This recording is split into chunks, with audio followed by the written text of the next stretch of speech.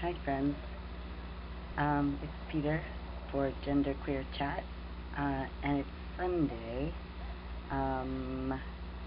April 4th, and I'm coming to you a day late because I'm crazy busy with term papers, and yeah, so sorry for the delay. So I am pretty tired. It's late at night in my time zone, and yeah, I've just been working all day, all weekend, I guess. I haven't gotten a chance to really watch the other videos. Some of them I half listened to, but I'm going to go back and watch them later when I have more time. But I'm just going to talk about my experiences. So, this is How People Read Me by Peter Pansy.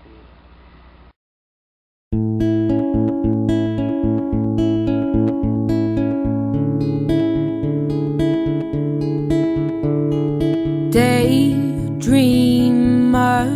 sitting on the sea, soaking up the sun heat. So I'm finding that in the UK, people read me differently than most people do in the United States.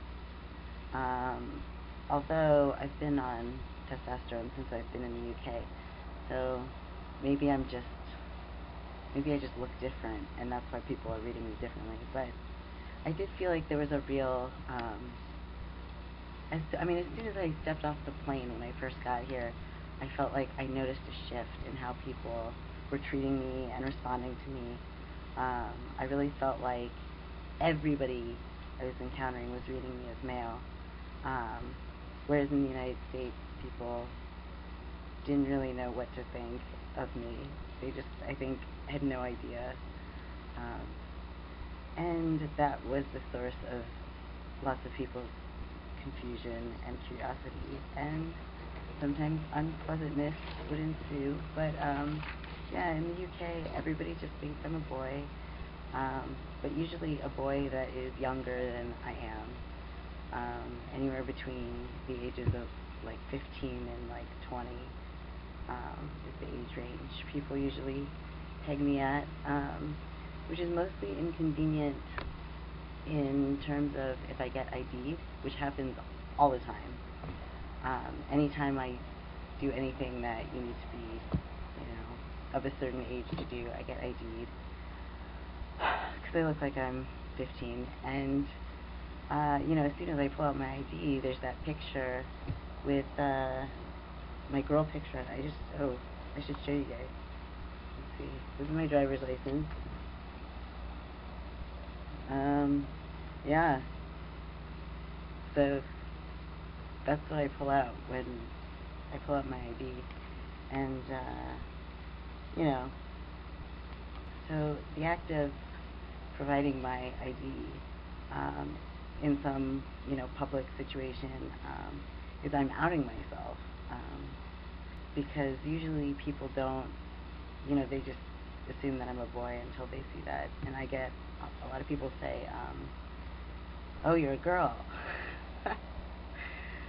And it's really interesting, I think, when people do read me as a young boy, which they usually do, the way that they treat me being influenced by that. Like, I notice a lot when I'm in stores where there's a security guard. If I have kind of a big jacket or a bag or something, the security guard will sort of like follow me around and make sure I don't steal anything. I guess I fall within their guidelines of who to look for shoplifting, as a adolescent male or something. I have another interesting story, which is that this girl who is probably about 17 or 18 tried to pick me up in a restaurant at 2 in the morning. I think thinking that I was, like 18 and, male-bodied. But that was pretty funny, but weird and awkward. I guess we can't always control the way other people read us, but for me, the thing that tends to be the most sort of awkward and socially uncomfortable is the age thing. that people so consistently um, misinterpret my age, you know, based on the fact that I'm going through puberty in my mid-20s, which I admit is a little confusing, you know. The thing that happened when I came to school was that my social identity really just changed because when I was in the United States, I was working in an office where people just assumed I was, I think they just assumed I was like a butch lesbian because I was legally and biologically a female. And I started transitioning towards the end of the time I was there, but you know, most of them really, I think, just thought of me as a woman. And then as soon as I came here to England and to school, everybody just treats me like a boy. So it was like who I was totally changed just by crossing the Atlantic, which is a bit trippy, really. But it also sort of put me in all these new situations where if I don't say something and sort of speak up, then I'm sort of automatically closeted, since people are making assumptions about me. If I don't correct them, then I'm not really being honest about who I really am. So, yeah, that's not so great because, you know, I don't want to feel like I'm hiding parts of myself. But it's interesting. I mean, in all these different situations, I mean, I have to make decisions like on an everyday basis about whether or not to disclose, you know, my identity.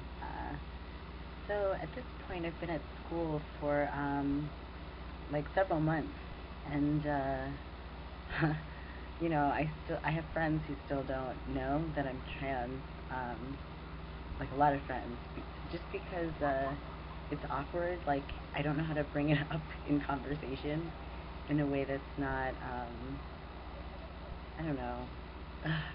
That conversation just bums me out. I would rather people just found out without me having to tell them, frankly.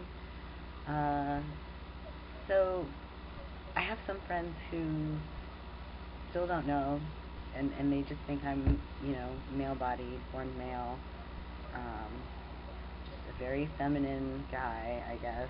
I don't know, but then I have this other group of friends where they did all find out, like through gossip. So I didn't have to tell them; they all just knew, and yeah, that really just kind of worked for me. So the last thing that I was going to say is that lately, more and more, when I encounter gay men in public, I don't know, you know, in restaurants or stores or bars or whatever, they really seem to think that I'm, you know, a very, very young gay boy, which I think is pretty cool. And but yeah, sometimes in the gay bars though, when there's a lot of those like older gay men who just like they look at me like I'm a piece of meat, and I feel a bit objectified. But like I mean, I sort of like it because I'm passing. You know, I feel like it's a sign that I'm passing. So, but yeah, it also makes me feel a little bit vulnerable and nervous, I guess. So on some level, because I feel like I'm fooling them, and you know, like they're making assumptions about me, and but I have no control over assumptions they make. So I guess that's on them. Well, I'm going to end this now because I'm seriously about to fall asleep right on the keyboard. But I hope you've had a good weekend, and have a great week, and I'll see you soon. You can find him